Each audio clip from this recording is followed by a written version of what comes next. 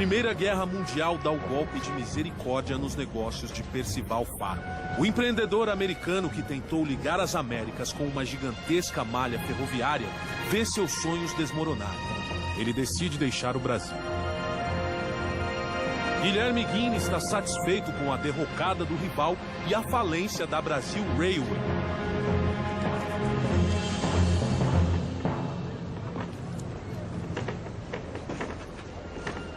Dispense os estivadores.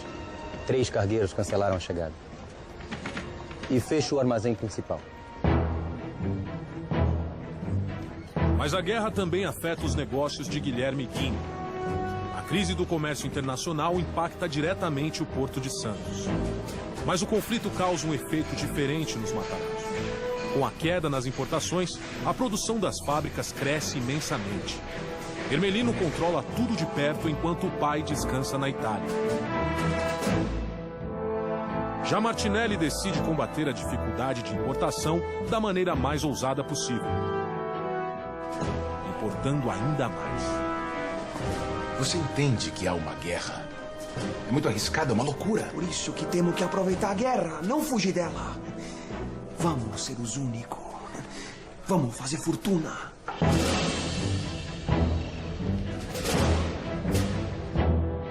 No momento de crise, as regras do jogo mudam. E quem conseguir se aproveitar das novas regras vai enriquecer como nunca.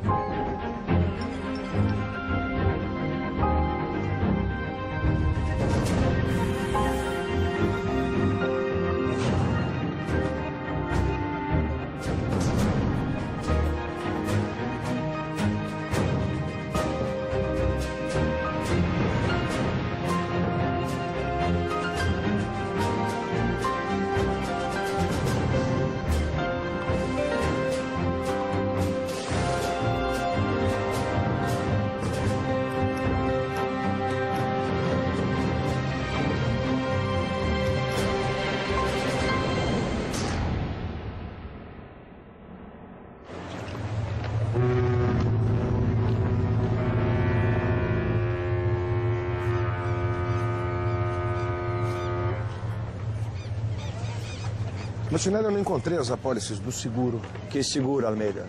Como que seguro? Do campeiro, eu não encontrei. Você não encontrou porque o campeiro não tem seguro. Não há como ter seguro, Almeida. As seguradoras estão cobrando uma fortuna. Não vale a pena. Você deixou o navio zarpar sem seguro, você perdeu a cabeça. Se ele afundar, nós estamos na miséria, Martinelli, miséria. É, mas se ele não afundar, você será um homem rico. Após se associar a Mário de Almeida e abrir a própria empresa, Giuseppe Martinelli envia o Campeiro, seu primeiro navio, para a travessia comercial do Atlântico em meio à guerra. O tráfego de importação praticamente cessou no Atlântico. Isso fez com que a demanda interna precisasse ser suprida pela produção interna. No caso do Martinelli, é uma coisa mais ousada.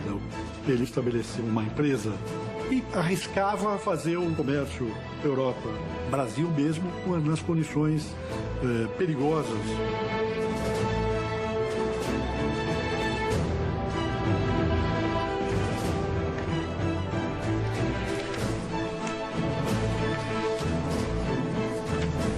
Alguma notícia do campeiro? Moraldo! Senhor, ainda não. Talvez ele tenha...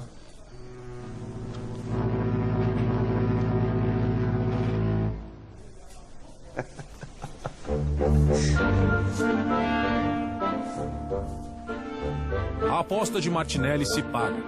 Após a venda de produtos brasileiros para a Europa, seu navio Campeiro retorna são e salvo, carregado de produtos importados.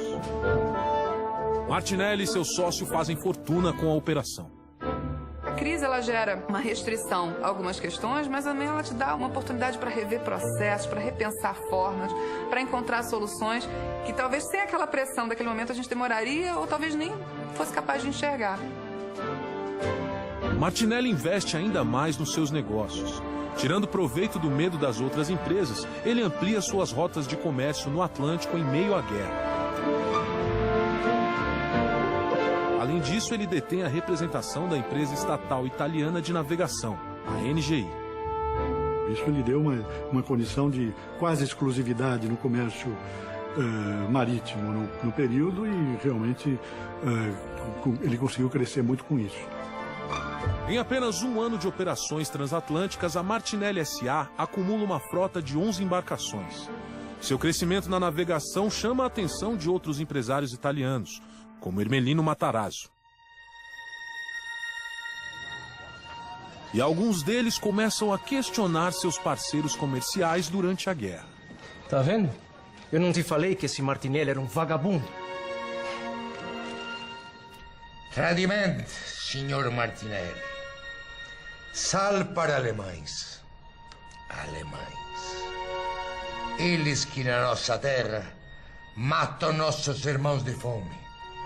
Uma vergonha.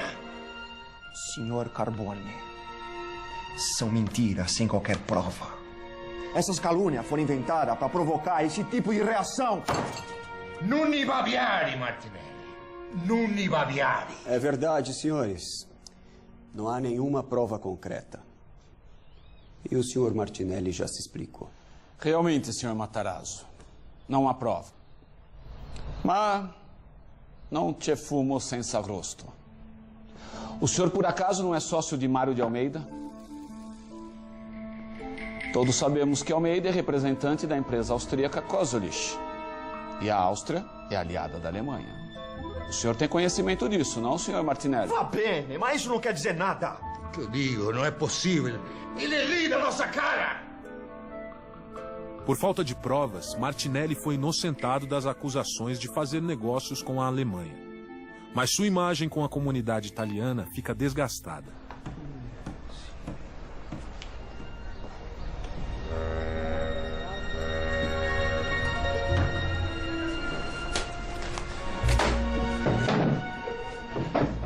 Quel coglione me enganou em público. Fingiu me ajudar enquanto me passava a perna. Ermelino Matarazzo, novo representante da NGI. Martinelli, você nem sabe se foi mesmo Matarazzo. Esqueça essa história, vai. Não, Almeida.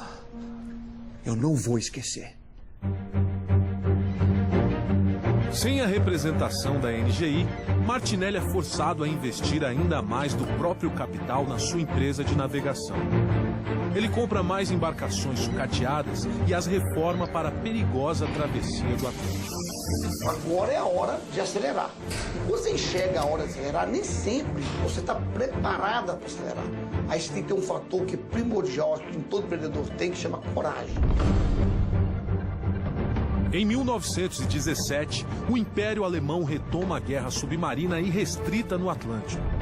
Todos os navios, até mesmo os civis, seriam torpedeados. Mas companhias de navegação reduzem suas operações, abrindo ainda mais oportunidades para Martinelli. Licença, senhor. Eu venho falar em nome dos marinheiros. Eles pediram para falar com o senhor. Os riscos aumentam a cada dia. Nós precisamos de mais segurança. Antônio, seguro que temo basta. Mas, senhor, se algo acontecer... Antônio! Se os homens estão com medo de trabalhar, eu entendo. Mas tá cheio de marinheiro procurando emprego nesses tempos difíceis.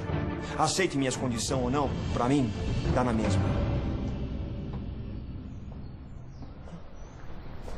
O que vai ser?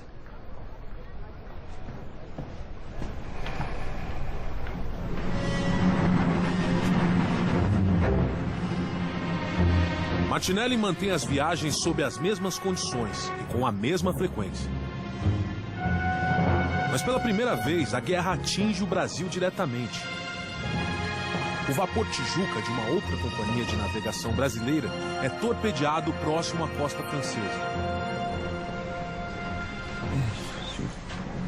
Martinelli tem diversos navios na zona de guerra, próximos à costa da Europa. Morado, alguma notícia do Lapa? Não, senhor.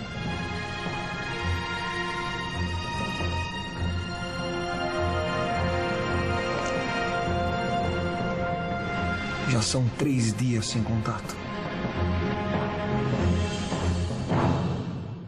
Para controlar o transporte de produtos entre Brasil e Europa durante a guerra, Martinelli compra navios sucateados de Percival Fargo e inicia sua própria companhia de navegação. Representante da estatal italiana NGI, Martinelli monopoliza a rota Brasil-Itália. Mas acusações de que teria negociado com os alemães faz com que ele perca a representação para Ermelino Matarazzo. Essas calúnias foram inventadas para provocar esse tipo de reação. Ele se recusa a admitir derrota e aumenta ainda mais o número de travessias do Atlântico durante a guerra. Os riscos aumentam a cada dia. Nós precisamos de mais segurança. Aceite minhas condições ou não, para mim, dá na mesma. É uma jogada perigosa. E sem notícias do seu vapor Lapa há vários dias, Martinelli teme por seus negócios de navegação.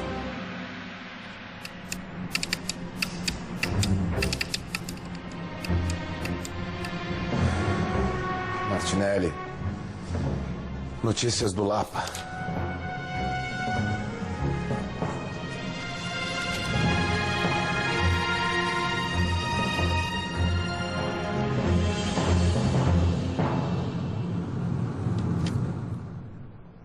Afundaram o Lapa.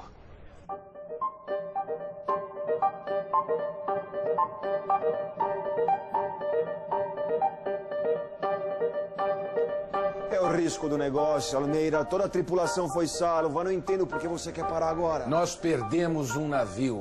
Foi o 3º navio brasileiro abatido nesse mês. Em terra de cego, quem tem um olho é rei.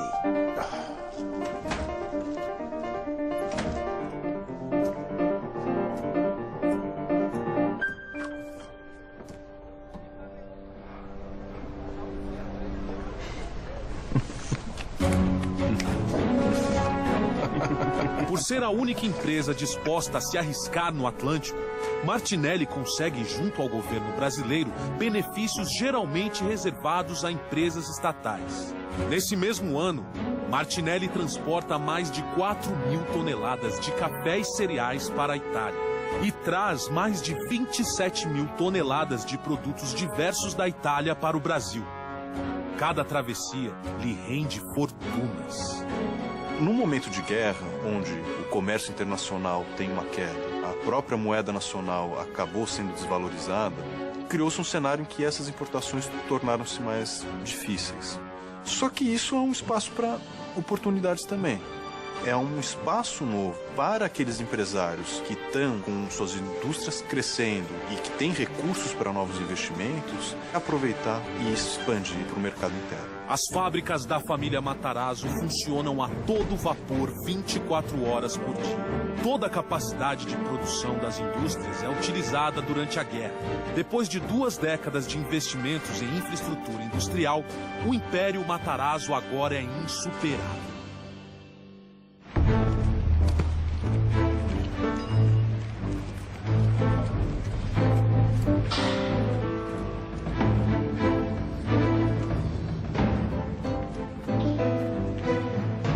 Pai, espero que as coisas estejam bem na Itália. Por aqui a empresa está melhor que nunca. A produção está crescendo muito. Desculpe minha franqueza, mas para nós, o ideal seria que essa guerra nunca acabasse. Caro filho, recebemos a última carga de farinha de milho em Nápoles. E as 10.000 mulas brasileiras foram despachadas para o transporte de mantimento. A Primeira Guerra Mundial foi um momento de aumento da sua fortuna material e afetiva, as suas ligações com a terra natal. O Matarazzo até passa a viver na região de Nápoles, onde ele coordena um esforço ali de reunir alimentos e amparo àquelas populações durante esse período da Primeira Guerra Mundial. E, além disso, também contribui com dinheiro para o esforço de guerra.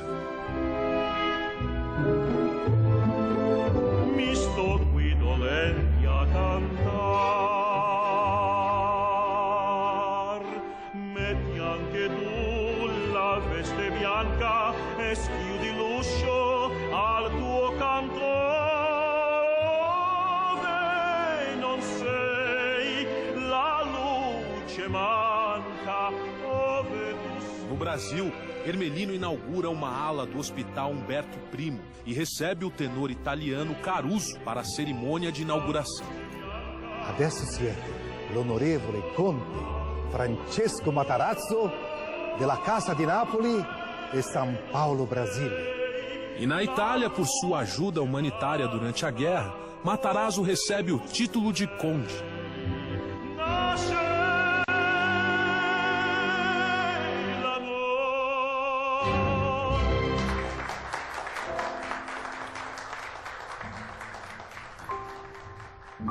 Vindo da nossa cultura de colonização, havia sim uma valorização dos símbolos de status. E a história nos ensina que riqueza, status e poder andam juntas. Martinelli não podia ficar para trás. Faz grandes doações para a Itália em guerra e, como recompensa, recebe o título de comendador. Era uma honra para ele, porque afinal ele era de origem considerado humilde. Era tão importante que todo mundo conhecia como comendador. Ninguém falava praticamente o senhor Martinelli, o comendador, o comendador, o comendador. Eu já te disse, o dono de São Paulo é um Matarazzo. Eu posso dizer porque eu trabalho lá. Mas que besteira! Eu trabalho para o Martinelli. E não tem um dia que não recebemos caixa, mais caixa de produto. Um deslumbrado. Ignorante! A população passa a eleger seus preferidos entre os recém-criados nobres. E a competição entre os partidários toma a cidade. Estamos aqui hoje com o Dr. Martinelli, Dr. Matarazzo, com o intuito de celebrarmos uma paz em nossa comunidade. Iremos tirar uma foto. O cônsul da Itália decide agir para acalmar os ânimos e articula uma reunião com os dois empresários. Você nunca será como seu pai. Você também nunca será como meu pai.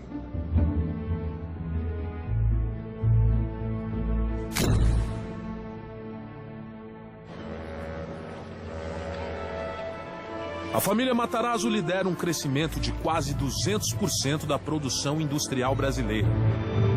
Ermelino, exausto, parte para a Itália, enquanto as indústrias retornam à mão de seu criador, Francesco Matarazzo. O império que Francesco encontra ao retornar está ainda maior. Mas esse império cobra seu preço.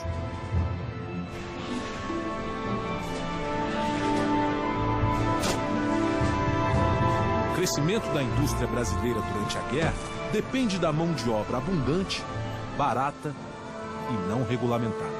Eram condições muito precárias. O Brasil não tinha nenhuma legislação trabalhista. Não tinham registro, não tinham direitos, não tinham aposentadoria garantida, não tinha legislação de controle do trabalho de menores e de mulheres. Então, menores de 10 anos estavam muitas vezes na linha de produção. Operários, vocês ganham um salário de fome. Assistem seus filhos em casa chorando sem ter o que comer enquanto esses parasitas se entopem jantando com políticos. Os Matarazzo, eles sobem o preço dos alimentos e seguram o nosso salário. Isso não pode mais acontecer. Antes de morrer de fome, vamos morrer combatendo. Greve! Greve! Greve! Greve! Greve! Greve! Greve! Greve! Greve! Greve! Greve! Greve! Martinelli se arrisca a transportar produtos pelo Oceano Atlântico durante a Primeira Guerra Mundial e domina as rotas de importação e exportação entre Brasil e Europa. Enquanto isso, Ermelino Matarazzo aproveita a crise na importação, fazendo fortuna a oferecer produtos nacionais das indústrias Matarazzo. O dono de São Paulo é um Matarazzo. Eu posso dizer porque eu trabalho lá. Mas que besteira! A enorme população de italianos em São Paulo elege seus preferidos dentre os poderosos empreendedores. Mas muitos não admiram nem Martinelli, nem os Matarazzo. E a classe trabalhadora está à beira da revolta. Antes de morrer de fome, vamos morrer combatendo! Greve! Greve! Greve! Greve! Greve! Greve!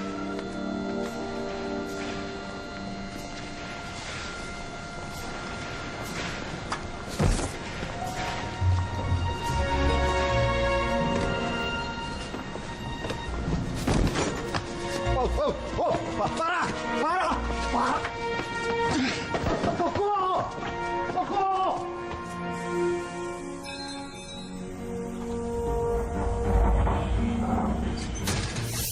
As péssimas condições de vida dos trabalhadores chegam ao limite. O movimento operário ganha força no país. Há um começo de sindicalismo que é trazido também do sul da Europa, que são especialmente da Itália, Espanha, Portugal, onde prevaleciam os anarquistas. Começa a maior greve geral que o país já viu. Em plena Primeira Guerra Mundial, poucos meses antes da Revolução de Outubro na Rússia, aqui em julho de 1917, houve praticamente uma tomada da cidade pela classe trabalhadora, que era numerosíssima. Você tem a explosão disso em 17 e vai até 19. É um período forte onde a classe operária vai para a rua defendendo o direito de ter direitos. O movimento se espalha pelo estado e pelo país. Os portuários da Companhia Docas de Santos, de Guilherme Guinle, também interrompem o trabalho. Senhores, por favor. Essa discussão é completamente infrutífera. Greves são greves, não há culpados. Todos aqui sabemos que o senhor Matarazzo é o mais popular dentre os empresários presentes. Talvez caiba ao senhor acalmar os ânimos. Senhores, vocês estão preocupados demais com isso, é? Essas coisas se resolvem por si só.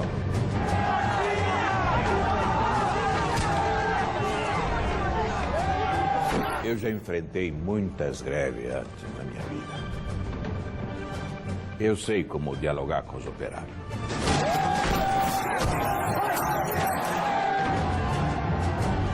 Os grevistas não desistem e os patrões são obrigados a negociar. As greves de 1917 e 1919 foram o primeiro passo para a conquista dos direitos trabalhistas no país. É um momento que mostra que, junto com a demografia, junto com a industrialização, junto com a modernização, havia também uma inquietação social que fazia com que a sociedade se movesse.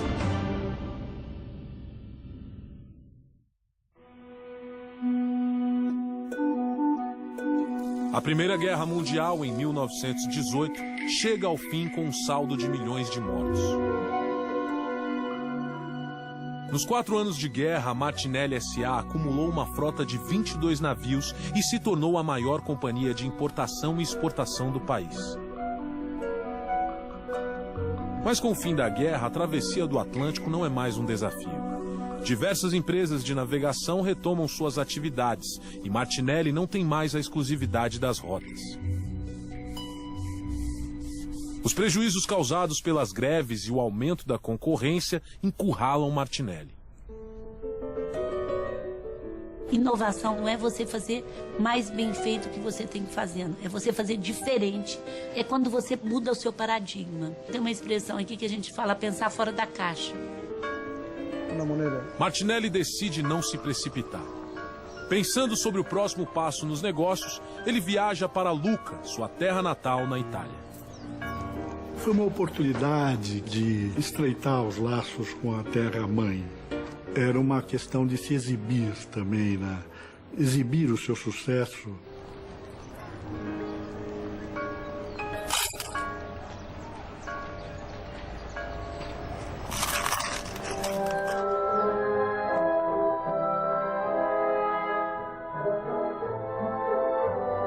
Mas está muito jovem para se aposentar, não, Francesco?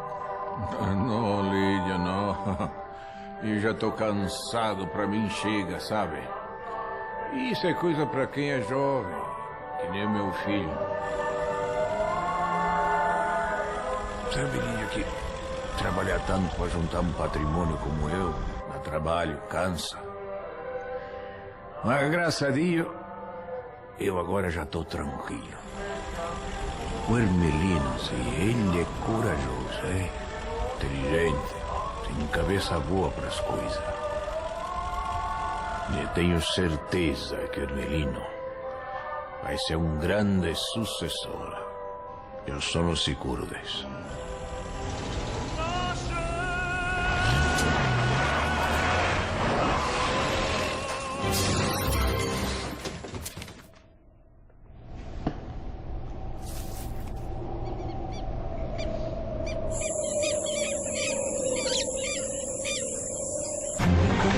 Devido às péssimas condições de trabalho, o movimento operário se espalha pelo país.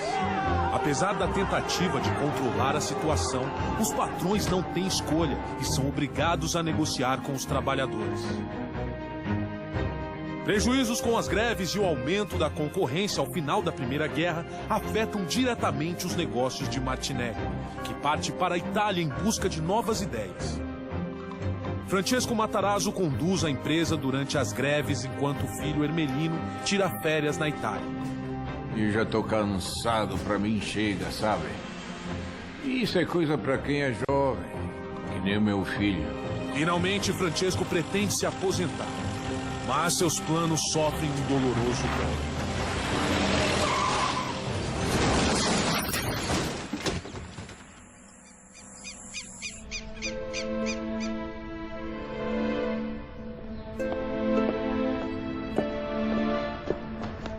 Sr. Matarazzo.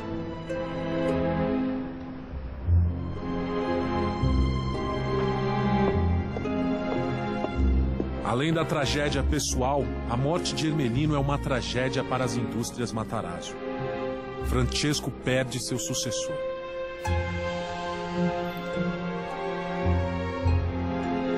Questo adesso è tuo, Francesco. Sei il capo della famiglia. Agora, o chefe da família é você.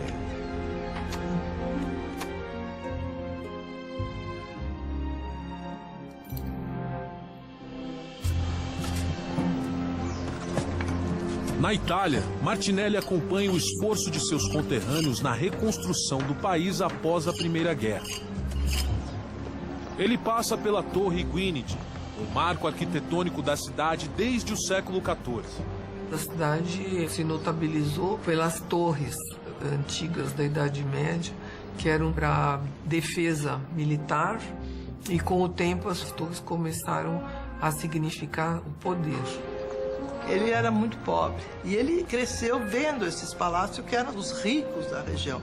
Então ele se ligou muito nessa arquitetura. Ele é um toscano que viu a arte desde criança. Martinelli é fascinado pela construção. A torre italiana o lembra da mansão Matarazzo na Avenida Paulista, o símbolo do triunfo de seu conterrâneo.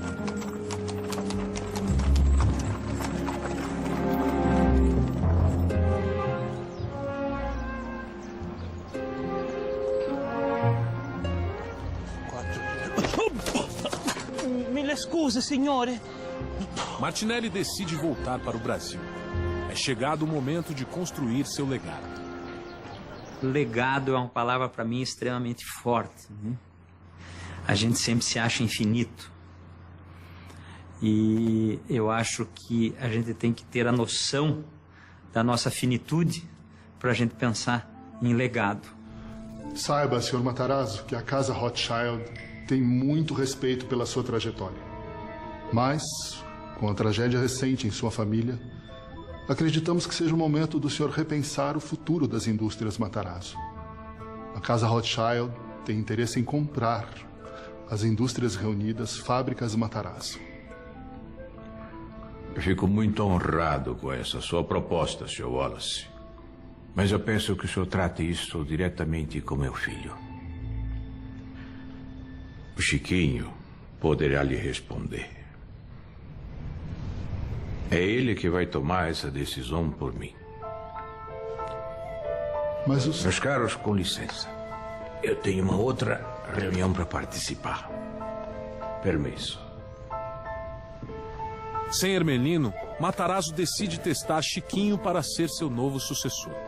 A perda do primogênito, que seria o receptor do seu legado para dar continuidade ao projeto da família, a partir daí sim, isso o debilita. E me lembro muito bem quando houve uma tentativa de compra na nossa empresa em 2008, quanto aquilo me machucava. Como é que eu vou vender isso que eu construí? Mas como vender tudo? Desse jeito será impossível competir. Martinelli. Eu não preciso ser dono de barco para continuar navegando, Almeida. Vamos vender tudo, inclusive os estaleiros. Me avise quando tiver tudo arranjado. Martinelli mantém a empresa de importação e exportação, mas vende todos os seus navios. Com o dinheiro, ele compra o centenário Café Brandão, um dos mais populares pontos de encontro de São Paulo. E em seguida, manda derrubar.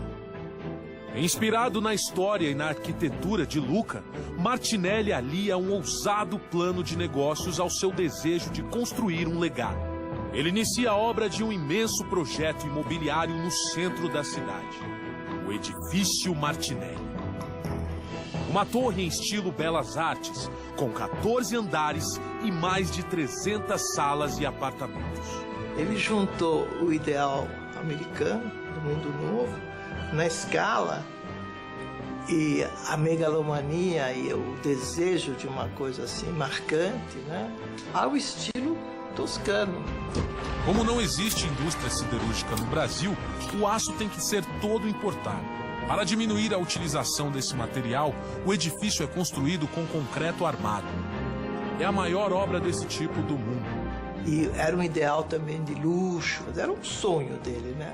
Transformar a mentalidade de uma cidade que está crescendo como uma obra de arquitetura.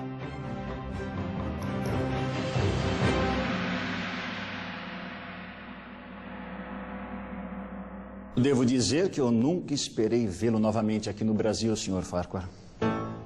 Parece que meus planos para esse país ainda não terminaram, Sr. Governador.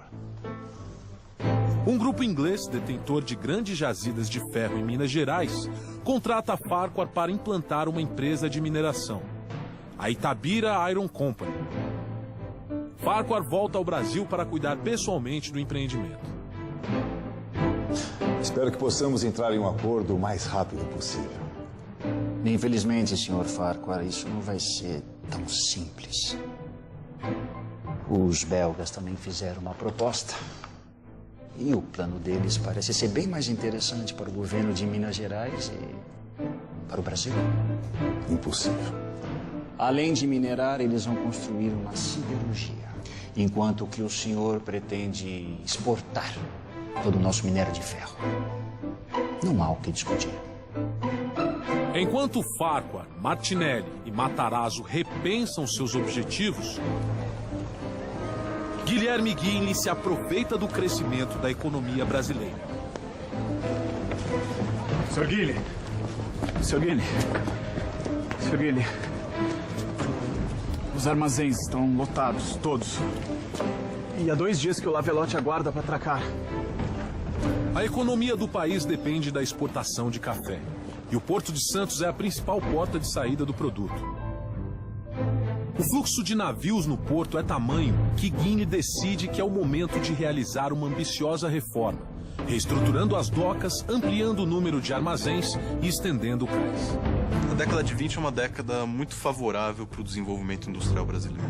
E o Brasil reproduz um pouco os movimentos da economia internacional. Quer dizer, o crescimento americano autoriza que a gente possa exportar mais café, por exemplo. Aquilo que era, até a Primeira Guerra, fundamentalmente uma produção de bens de consumo para atender o trabalhador, pode agora pensar em uma estrutura um pouco mais sofisticada, com crescimento de empresas, indústrias, setor imobiliário. Amaral, não me interessa quantas vigas por tonelada. 14 andares não me basta. Eu preciso de 20. Comendador Martinelli, a fundação foi projetada para 14 andares. Mais que isso, impossível. Amaral, é muito simples. O Sampaio Moreira também tem 14 andares, mas está num ponto alto da cidade. Resultado, ele parece maior. Eu não vou gastar uma fortuna para ter o segundo prédio mais alto de São Paulo. Vamos mudar o projeto agora. Eu não vou sobrecarregar a estrutura. Ela não vai aguentar. Va bene. Se você não vai construir, eu vou encontrar quem construa.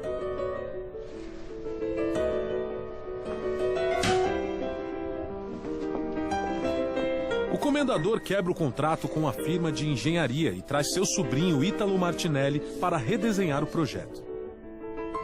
Em princípio era um prédio menor e num terreno menor. Aí foi pegando gosto pela obra e ele foi querendo aumentar o número de andares. Com a ajuda de Ítalo, o edifício de Martinelli chega a 24 andares. A construção continua a todo vapor. E o povo ficava entusiasmado, ainda passavam pelas ruas, pediam para subir mais ainda. Eu achava que era o símbolo do progresso, era o arranha-céu. Bela a vista daqui de cima. Me diga, Ítalo, e eu tava pensando. Quantos andares a mais você acha que a fundação aguenta? Bene, zio, eu teria que fazer alguns cálculos, mas eu diria uns 4, talvez 5. Perfeito. Mais 5 andares, então. Va bene. Comendador Martinelli? A quem é o senhor? Esta é uma propriedade privada? Homens, larguem essas ferramentas imediatamente. Essa obra não é segura. Está embargada pela Prefeitura de São Paulo.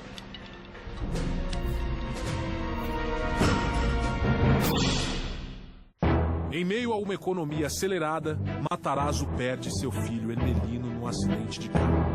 Ele decide testar o filho Chiquinho para ser seu novo sucessor.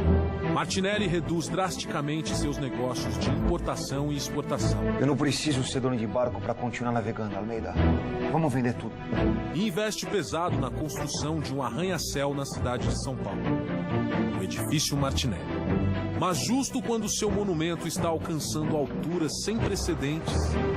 Homens, larguem essas ferramentas imediatamente. Essa obra está embargada pela Prefeitura de São Paulo. Não há mistério, é matemática. A fundação foi calculada para 14 andares. Eles subiram 10 a mais. É mais peso que a estrutura aguenta.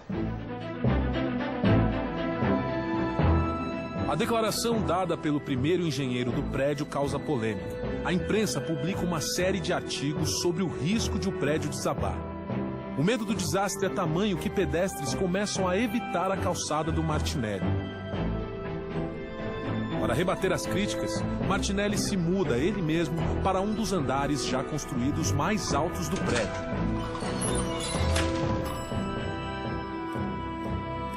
Enquanto Martinelli luta contra a publicidade negativa, Farquhar finalmente dá um passo adiante com sua empresa de mineração.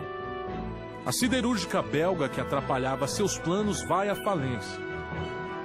E o presidente do Brasil, Washington Luiz, autoriza a empresa de Farquhar. A Itabira Iron finalmente vai sair do papel.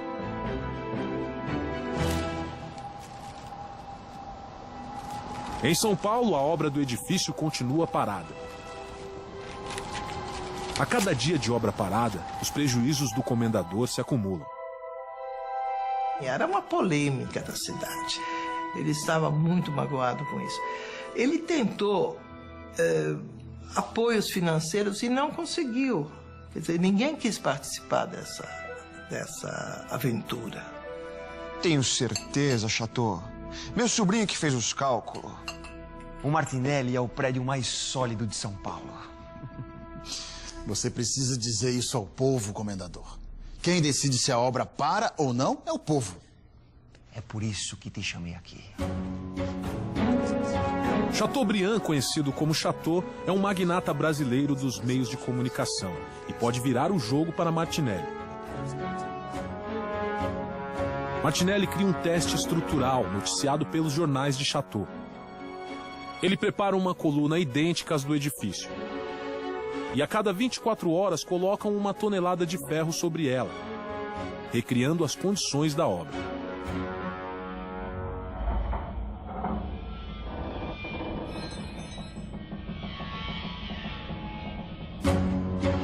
Durante 7 dias, engenheiros e a imprensa acompanham o teste, registrando alterações e possíveis rachaduras.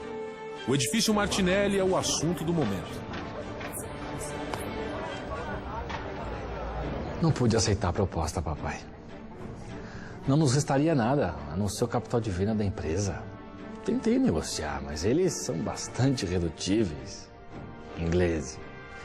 Bom, senhores, eu tenho que ir. Sr. Tavatini, un piacere di vederla. Stasera, papà.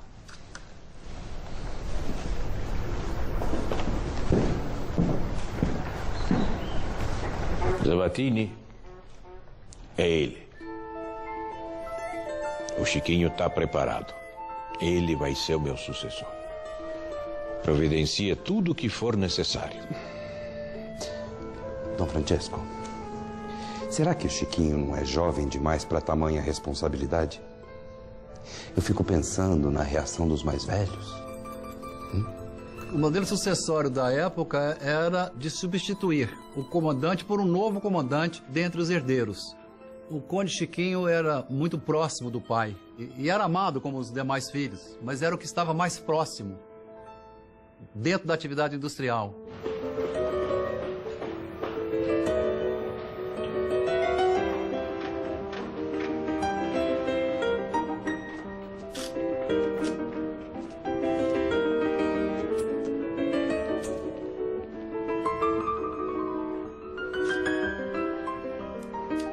Caros jornalistas, há apenas 30 minutos finalizamos o teste estrutural do meu prédio. Como vocês estão aqui em cima, já podem deduzir que o edifício não é só seguro, como aguenta facilmente 25 andares. É o edifício mais alto da América do Sul. Desculpe interrompê-lo, comendador, mas e o edifício do Jornal à Noite no Rio de Janeiro? Jornal à Noite? O que tem? Acabaram de anunciar. O edifício do jornal terá 95 metros e o vosso prédio atualmente tem 90 metros. Ele podia ter feito um império, quisesse mesmo de construções, mas ele se dedicou a um símbolo. Digamos que você vai pensar num exibicionismo, mas eu vou me exibir numa conquista, não vou me exibir numa riqueza, não. Construir por cima. Edziu, do prédio. Precisa reforçar essa estrutura. Não precisa, depois a gente testa isso. Faz aqui o que eu tô falando. Martinelli não aceita ficar para trás. Utilizando materiais e estrutura mais leves, ele manda construir um palacete de 5 andares no topo do prédio. A Vila Martinelli.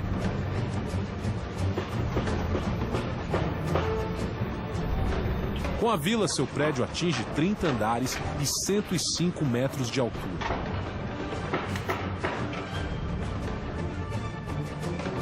Com 960 salas, 247 apartamentos e pesando 580 mil toneladas, o Martinelli é um gigante de concreto armado no centro de São Paulo.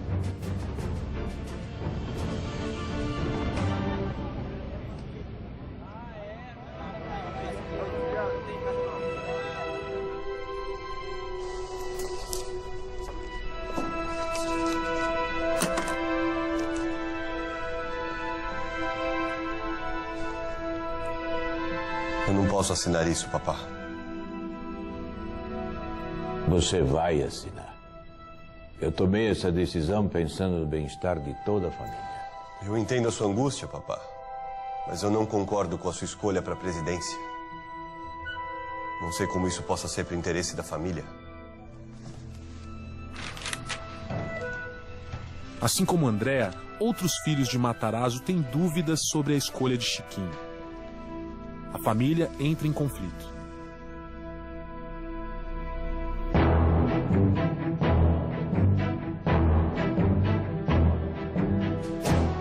Com a quebra da Bolsa de Nova York, os negócios de importação e exportação de Giuseppe Martinelli despencam. Tá percebendo que o nosso negócio está acabando? A crise é tão forte que o italiano pega gigantescos empréstimos para saldar suas dívidas. Com o mundo entrando na depressão, o fluxo de embarcações do Porto de Santos também despenca. Guilherme Ghini percebe que as reformas das docas que iniciou serão inúteis. E as chances de Farquhar conseguir dinheiro de investidores agora são praticamente zero. O projeto da Itabira Iron é adiado mais uma vez. Já a crise das indústrias Matarazzo não é financeira, é familiar. Sem a assinatura de todos os filhos no testamento, o futuro de sua empresa não está garantido. Enquanto o mundo afunda em uma crise financeira, os impérios de Farquhar, Martinelli, Matarazzo e Ghini parecem próximos do fim.